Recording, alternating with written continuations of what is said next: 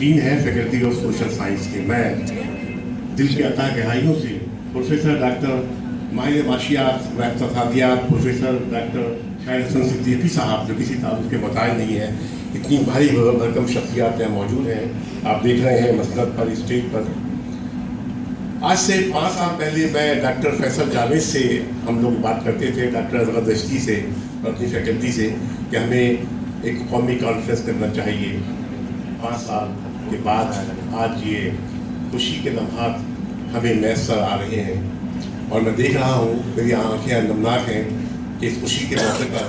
तलबा और तालिबात की कसीर तादाद यहाँ मौजूद है, मेहमानान गिरामी मौजूद हैं और मेरी फैकल्टी मौजूद है, मुख्तलिफ जामिया से ताल्लुक़ रखने वाली शख्सियात यहाँ मौजूद हैं। मैं दिल की अतः गहराइयों से आप सबको खुशामदीद कहता हूँ और मुझे बड़ी खुशी महसूस होती है। यकीनन खारजा पॉलिसी के हवाले से जो सूरत हाल होगी, जो सूरत हाल है हमारी पाकिस्तान की, यकीनन हमारे फाजिल मकाला निगार मौजूद हैं, फाजिल हमारे मुक़र्रिरीन मौजूद हैं, फाजिल जो हमारे माहिरीन बैनुल अक़वामी ताल्लुक़ात हैं वो मौजूद हैं। वो जिक्र करेंगे, तबसरा करेंगे, आप सुनेंगे, उनको समाअत करेंगे और यकीनन ये लम्हात बड़े कीमती है कि हमने आज की इस वक़ार तकरीब में हमने मौज़ूज़ असातिज़ा कराम को और माहिरीन मज़मून को हमने जो है इकट्ठा किया है। ये मेरे लिए, हम सब के लिए, फैकल्टी के लिए इंतहाई खुशी का बाइस है। मेरी फैकल्टी की खूबी ये है माशाल्लाह, हम 6 लोग हैं, डिपार्टमेंट में 8 लोग हैं, 8-9 लोग हैं, उसमें से तकरीबन 6 हमारे पास फैकल्टी में हमारे PhDs हैं। इतनी खुशी महसूस होती है। डॉक्टर महमूद अहमद खान हमारे जो है, आपका जो थीसिस है कश्मीर के मौजू पर, वो जर्मनी से किसी इदारे से जो है शाया हो चुका है, किताबी शक्ल में आ चुका है। हम प्रोफेसर डॉक्टर सुलेमान नदी मोहम्मद साहब से मैं दरख्वास्त करूँगा कि हम उर्दू में तर्जुमा कर रहे हैं महमूद साहब, कि वो जो थीसिस राइटिंग जो है डॉक्टर फैसल जावेद के लिए होनी चाहिए। मेहनत करके, कल भी मेरे साथ वो हम लोग एयरपोर्ट पे 2-2:30 तक हम लोग घूमते रहे वगैरह एक्सेट्रा, तो बड़ी मेहनत की, बड़ी काविशें की, आज हम देख रहे हैं। इसके बाद मैं देखता हूँ कि डॉक्टर फैसल जावेद ने PhD किया, फिर इसके बाद डॉक्टर सैयद शहाबुद्दीन जो मेरे शागिर्द हैं उन्होंने PhD किया, वो भी यहाँ मौजूद है, डॉक्टर सैयद शहाबुद्दीन। हमारी फैकल्टी में जो है वो मोहम्मद शाहनवाज वो मौजूद हैं। हमारी जो निज़ामत नक़ीब महफिल है, आज की तकरीब की नक़ीब महफिल हैं जो कंपेनिंग कर रही हैं, निज़ामत कर रही हैं, मोहतरमा रिज़वाना जबीन जो है माशाल्लाह का PhD कर रही हैं, इंशाल्लाह इनकी भी PhD करीब मुकम्मल हो जाएगी। इसके अलावा हमारे पास अफशा बरूही है। तो जितने हमारे फैकल्टी मेम्बर्स हैं, एक हमारे पास हायर एजुकेशन कमीशन से चीन और पाकिस्तान के ताल्लुकात के हवाले से हमने इस बात का भी ख्याल रखा है कि चीन से डॉक्टर आरिफ मोहम्मद खान ने PhD किया है और जो मौजूद है। अगर हम माशी राहदारी की बात करेंगे, डॉक्टर शाहिद हसन साहब मौजूद हैं, तो हमने इस बात का भी ख्याल रखा है कि अभी हाल ही में ज्वाइन किया उन्होंने, आपने चाइना से जो है डॉक्टरेट किया है आपने। तो माशाल्लाह हमारी फैकल्टी जो है बड़ी रिच है और यही नहीं बल्कि हमारी फैकल्टी के जो मेंबर्स हैं, जो हमारे कोलीग हैं, वो लिखने पढ़ने से भी बहुत जो है करीब हैं। मतलब अभी जो है डॉक्टर फैसल जावेद और डॉक्टर अज़हर दश्ती की किताब जो है इस्तिलाहात बैनुल अक़वामी ताल्लुकात, अभी 2013 में ये किताब शाया हुई है। ये किताब यहाँ मौजूद होगी गाइड पे, आप लोग उस किताब से मुस्तफ़ीद भी हो सकते हैं। इस्तिलाहात बैनुल अक़वामी ताल्लुकात,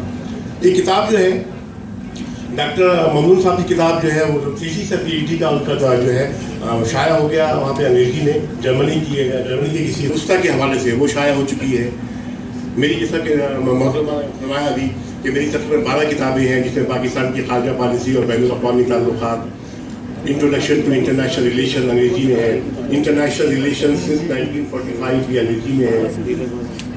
अभी मेरी किताब 2015 में, हम अपडेट हैं, हम करंट अफेयर से भी अपडेट करते हैं। ज़ाहिर बैनुल अक़वामी ताल्लुकात का जो मज़मून है वो असर हाज़िर से भी हमें उससे वाबस्तगी रहनी चाहिए। 2015 में मेरी किताब अमेरिका और उसके जमहूरी इदारे, मेरी और डॉक्टर शहाबुद्दीन, हम दोनों ने मिलकर किताब को तरतीब दिया है, हम दोनों उसके मौलिफीन हैं। तो बताने का मकसद ये है कि इंटरनेशनल रिलेशन में बुनियादी बात यह है कि हालात के पेश नज़र साबिक़ सफ़ारतकार हैं मोहतरम शाहिद अमीन साहब, प्रोफेसर शाहिद हाशमी साहब, प्रोफेसर डॉक्टर नौशीन वसी साहबा, محترمہ مصرا خان اور تمام مہمانوں گرامی اور طلباء اور طالبات فیکلٹی کا اور فاضل مقررین کا مشکور ہوں، ممنون ہوں، اور ہمیں امید ہے، میں آج یہ اعلان کر رہا ہوں اور خوشی محسوس کر رہا ہوں انشاءاللہ 2016 میں انشاءاللہ ہم شیخ الجامعہ کی مسافت سے ان کی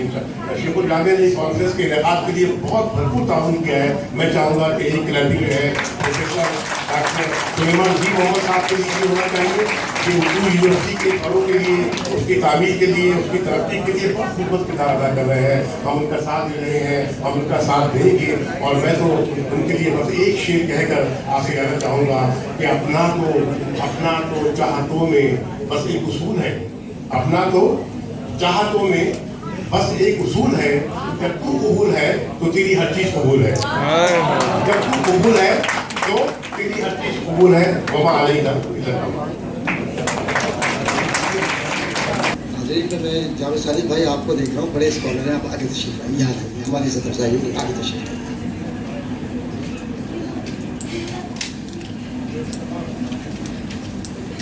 اسکالرس کی تو عزت ہونی چاہیے.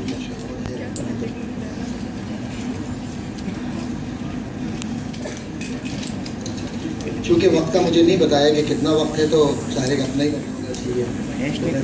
شیخ الجامعہ صاحب بھی مہربان ہیں اس معاملے میں وقت کی بتائیے ہے. خیر زیادہ وقت نہیں ہوگا، لیکن پھر بھی آدھا گھنٹہ بھی ہوگا اس کا پروگرام ہو رہا ہے. ہیش ٹیگ کے ساتھ ڈالیں گے. کیا مطلب ہیش ٹیگ کے ساتھ؟ پروفیسر ڈاکٹر عدنان سرور خان صاحب، ڈاکٹر شاہد حسن صدیقی صاحب، پروفیسر ڈاکٹر اکبر کنڈی صاحب، دیگر شرکائے محفل، فیکلٹی کے ممبرز اور سب سے اہم طلباء و طالبات، آپ سب اور میڈیا، آپ سب قابل مبارکباد ہیں کہ آپ نے بڑی کاوشوں سے یہ پہلی قومی کانفرنس پاکستان کی خارجہ پالیسی، درپیش چیلنجز اور مواقع منعقد کی ہے. اور اس میں جتنی بھی مبارکباد دوں وفاقی اردو یونیورسٹی کو اور اس کے تمام وہ احباب جنہوں نے عملی طور پر اس کانفرنس کو منعقد کیا، اور ایسے موقع پر جبکہ ایک جانب پاکستان اپنی جیو پولیٹیکل سچویشن میں اور دوسری جانب پاکستان بین الاقوامی سیاسی اکائیوں میں اور تیسری جانب پاکستان اپنے مذہبی انتہا پسندی کے رویوں میں گھرا ہوا ہے، اس میں اگر کوئی خوشبو کا جھونکا آ جائے تو اس کا کریڈٹ وفاقی اردو یونیورسٹی کے تمام تر لوگ جو اس میں کسی نہ کسی طرح سے شامل ہیں انہیں جاتا ہے. اور یقیناً اگر میں تفصیلی بات کروں تو خواہ کتنی ہی لمبی بات کروں، ہمیشہ بات ایک ہی ہوتی ہے کہ ہمارے سامنے پاکستان کی خارجہ پالیسی کیا ہے. سب سے پہلے تو آپ طالب علم ہیں، چونکہ انٹرنیشنل ریلیشنز کے اور میں طالب علم ہوں سیاسیات کا، تو مجھے اوپن ہائم جو انٹرنیشنل لا کا ایک بہت بڑا نام ہے اور ایک بہت بڑی شخصیت ہے، اس کا ایک جملہ مجھے یہاں اگر کوٹ کرنے کی آپ اجازت دیں تو میں یہ عرض کروں گا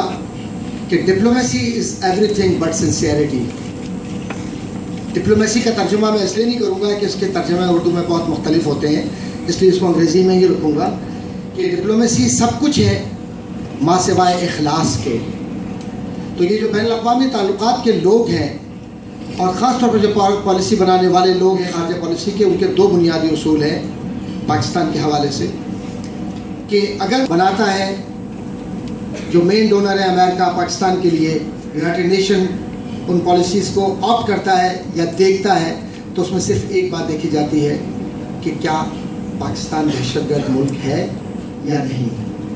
اور اگر اس کی امداد کی جائے تو یہ ہمارے کتنے مقاصد پورے کر سکتا ہے. یونیپولر سسٹم کے بعد یا قطبی نظام کے بعد دنیا کی سیاست میں بہت تبدیلی آئی. آج تک مجھے یاد ہے کہ میں نے جب یہ یونیپولر سسٹم کی بات امریکہ میں کی تھی تو اس کے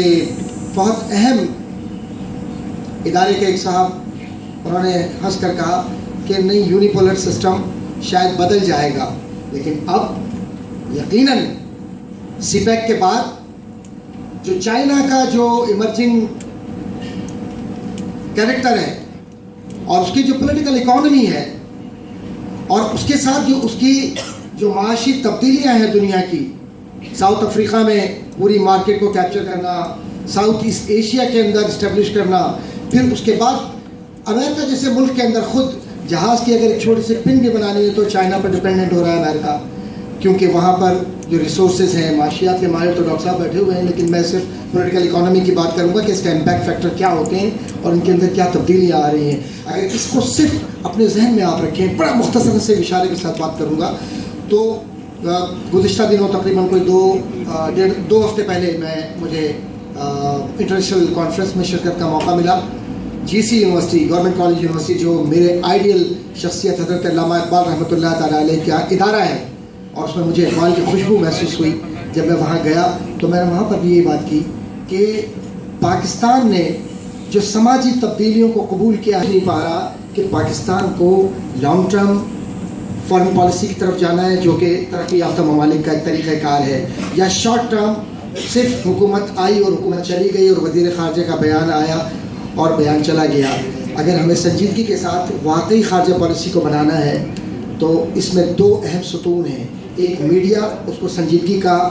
اظہار کرنا ہوگا اور سنجیدگی کا رویہ رکھنا ہوگا،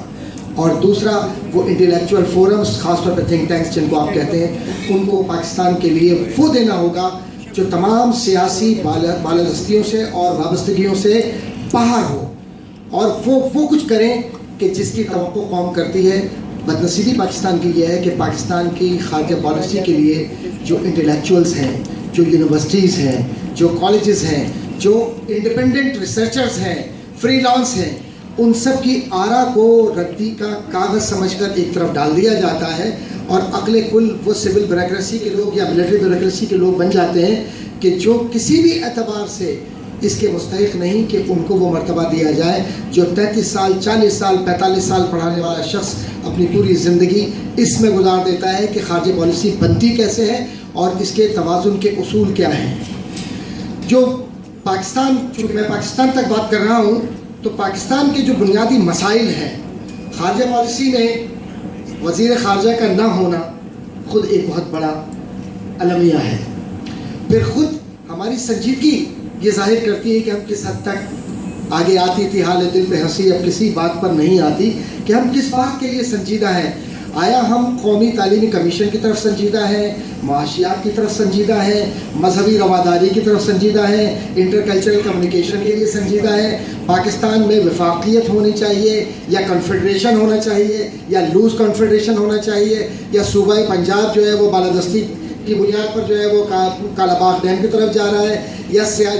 جو دیگر 3 صوبے ہیں یہ محض صرف نعرہ لگا کر کہیں اپنے حقوق کے لیے مزید بات تو نہیں کر رہے. 18ویں ترمیم اپنی جگہ پر، وفاق کی جو HEC ہے، کنڈی صاحب بیٹھے ہوئے ہیں سامنے، وفاق کی HEC کام زیادہ کرے گی یا صوبائی HEC زیادہ کام کرے گی، یا تعلیم کے اندر کس کو زیادہ ہونا چاہیے، یونیورسٹی آف کراچی 78ویں نمبر پر ہے یا 81ویں نمبر پہ، یہ سب چیزیں بعد میں آتی ہیں. اصل بنیادی بات یہ ہے کہ پاکستان کا جو سب سے بڑا بنیادی مسئلہ ہے طالب علم کے حیثیت سے، علم سیاسیات کا طالب علم میں سمجھتا ہوں کہ 1935 کا جو ایکٹ پاکستان کو بدنصیبی سے پاکستان بننے سے پہلے آج کی تاریخ تک بدلی ہوئی صورتحال میں کسی نہ کسی طرح سے پاکستان کے جو دستوری ادارے ہیں ان کو متاثر کر رہا ہے. یہ بہت بنیادی بات عرض کر رہا ہوں میں آپ سے، چونکہ پولیٹیکل سائنس اور انٹرنیشنل ریلیشنز کے طالب علم ہیں. اور دوسری بڑی بات اہم ترین یہ ہے کہ جو آپ کو وفاق کو جو پاور ڈیلیگیٹ ہونا چاہیے تھا برطانوی حکومت سے، بدنصیبی ہے کہ گورنر کے بعد اور پارلیمنٹ کے بعد وہ آپ کو اصل طاقت، اصل قوت یا ڈیلیگیشن آف پاور اس طرح ہو ہی نہیں سکی. یہ دوسری اہم ترین بات ہے. اور تیسری اہم ترین بات یہ ہے جو بہت اہم ہے، جس کی وجہ سے پاکستان ٹوٹا، اور اللہ معاف کرے میں نے چونکہ اپنا عنوان ہی رکھا ہے Pakistan at cross road, socio political analysis, تو اس میں اہم ترین جو مسئلہ ہے پاکستان کا وہ یہ کہ پاکستان کے پاس وفاق کی لیڈرشپ या वफाकी लीडरशिप नहीं है। ये बहुत बड़ा क्राइसिस है पाकिस्तान का। और जब वफाकी सतह की कोई आपके पास क़यादत ना हो, आप ये नहीं कह सकते कि हमारे पास वैसे बज़ाहिर क़यादत नहीं है। आर्टिफिशियल इंटेलिजेंस के ज़रिए और इनक्यूबेटर के ऊपर इंसान ज़िंदा रहता है। इनक्यूबेटर पर ज़िंदा रहने वाले लोग